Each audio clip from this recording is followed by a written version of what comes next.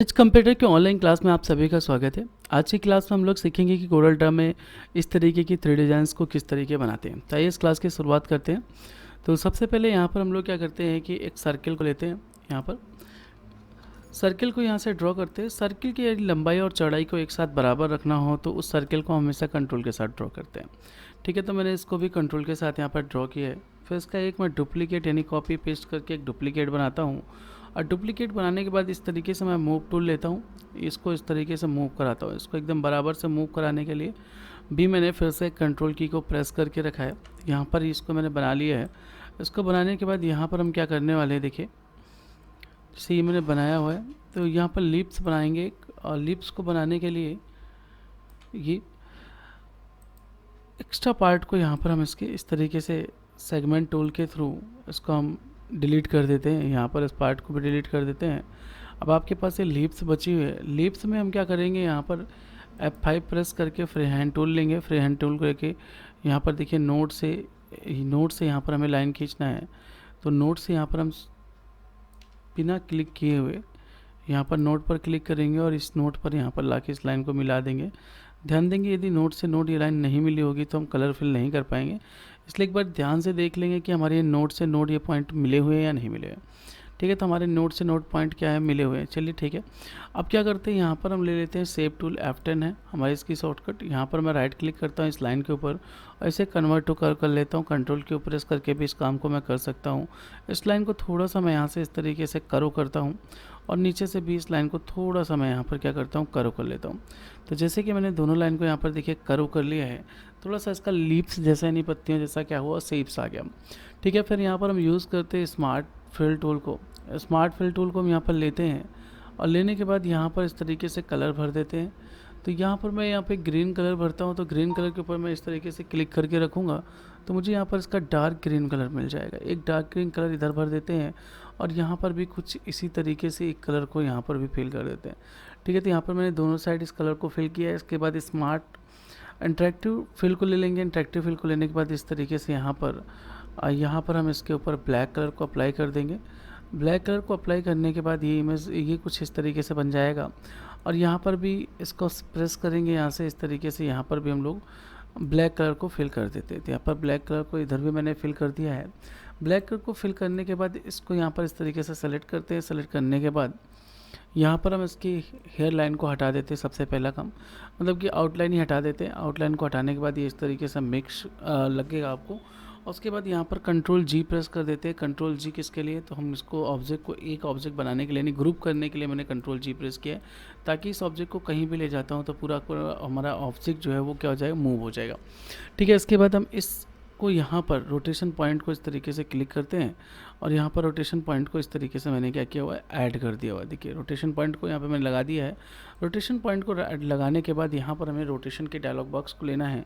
तो उसकी शॉर्टकट है हमारी Alt+F8 को प्रेस करने के बाद इसको हम यहाँ पर क्या करते हैं, 295 को 320 में चेंज कर देते हैं। नंबर ऑफ़ कॉपीज़ में यहाँ पर हम इसको 9 प्रेस कर देंगे और अप्लाई करेंगे तो आप देखेंगे कि 1 सेकंड में हमारी डिज़ाइंस क्या होती है, इस तरीके से बनकर आ जाती है। तो अगर ऐसी कोई भी डिज़ाइंस आपको बनानी है और भी नए नए डिज़ाइंस को सीखना है तो हमारे चैनल को ज़रूर सब्सक्राइब करिए। इसी में दूसरी 3D डिज़ाइन बनाने के लिए हम लोग क्या करेंगे, यहाँ पर फिर से सर्कल को लेते हैं। सर्कल को मैंने बताया था लंबाई चौड़ाई बराबर करने के लिए हम कंट्रोल के साथ खींचते हैं। कंट्रोल के साथ ड्रॉ करने के बाद मैंने इसको उठा के इस तरह के साइड में किया है। इसके बाद मैं इसका एक कॉपी और पेस्ट करके दूसरा बना लेता हूँ और दूसरे को एक बराबर से मूव कराने के लिए मैंने यहाँ पर प्रेस किया है फिर से कंट्रोल बटन को। और इस तरीके से हम यहाँ पर लेंगे सेगमेंट टूल को। सेगमेंट टूल को लेने के बाद यहाँ के एक्स्ट्रा पार्ट को क्या करेंगे, डिलीट कर देंगे। कुछ इस तरीके से मैंने इसके एक्स्ट्रा पार्ट को क्या किया है, डिलीट कर दिया है। डिलीट करने के बाद यहाँ पर हम फ्री हैंड टूल लेंगे। फ्री हैंड टूल लेने के बाद यहाँ पर हम इसके नोट से एक लाइन को खींचेंगे इस नोट तक के लिए। नोट पर लाइन खींचने के बाद यहाँ पर हम शेप टूल लेंगे। शेप टूल लेने के बाद यहाँ पर हम देखेंगे कि इस वाले को हमें कन्वर्ट टू कर करना है। राइट क्लिक करके यहाँ पर इसको मैंने कन्वर्ट टू कर किया हुआ है। यहाँ पर ये देखिए मैंने इसको इस तरीके से यहाँ पर खींचा और इसको यहाँ पर इस तरीके से यहाँ पे कर्व कर दिया, ठीक है। तो ये मेरी क्या हुआ, यहाँ पर लिप्स बनकर तैयार हो गई। इस लिप्स को क्या करेंगे, इस तरीके से सेलेक्ट करेंगे। सेलेक्ट करने के बाद पहला काम इसको हम क्या कर लेते हैं, ग्रुप कर लेते हैं। यहाँ पर ग्रुप करने के लिए Ctrl+G शॉर्टकट को प्रेस करते हैं। इसके बाद हम यहाँ पर इस पर यहाँ पर एक डुप्लीकेट इसकी कॉपी तैयार करते हैं, यानी कॉपी और पेस्ट कर लेते हैं। सीधे से मैं कहूँ तो कॉपी और पेस्ट करने के बाद इसको हम यहाँ पर रोटेट करेंगे, तो रोटेशन पॉइंट को उठाकर यहाँ पर रख देंगे और यहाँ पर हम इसको रोटेट कर लेते हैं 300 पर।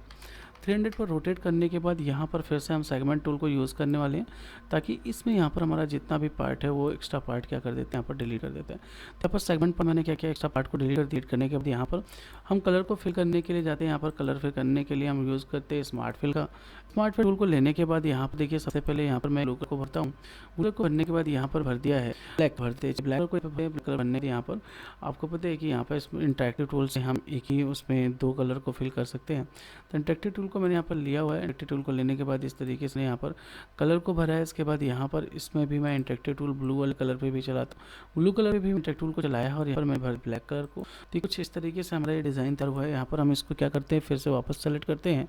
सेलेक्ट करने के बाद सबसे पहले इसकी आउटलाइन को क्या करते हैं, हटा देते हैं और वापस से इसको क्या करते हैं, ग्रुप कर देते हैं। ग्रुप करने के बाद मुझे क्या करना है, यहाँ पर अगर आपको ऐसा कुछ इफेक्ट चाहिए, अगर ज़रूरत है कि यहाँ पर आपको कुछ इस तरीके के शेप को बनाने की नीड है, तो यहाँ पर इस तरीके से कुछ इस तरीके से मैंने एक शेप को बनाया है और शेप को बनाने के बाद इसको मैंने यहाँ पर रखा हुआ है।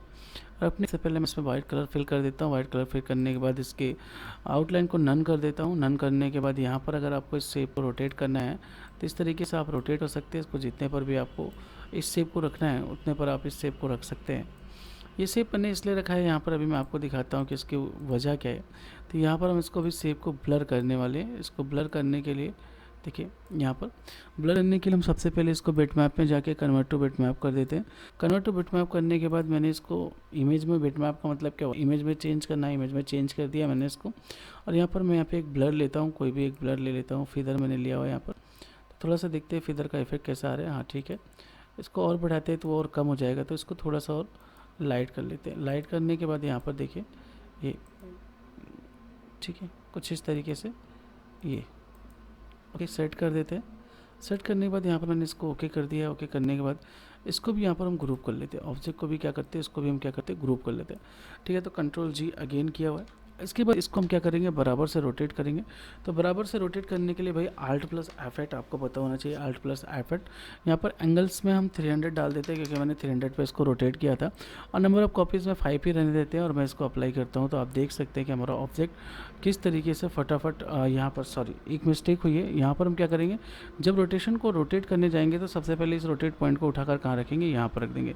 ठीक है, तो अब यहाँ पर क्या करेंगे, रोटेशन पॉइंट को जरूर यहाँ पर रख देंगे। ठीक है, उसके बाद 300 लिखने के बाद अप्लाई, तो देखिए यहाँ पर तुरंत फटाफट हमारा किस तरीके से 3D ऑब्जेक्ट मोड में हम लोग यहाँ पर तैयार कर सकते हैं। यहाँ पर ये बहुत आसान से बनाया जाता है इसको।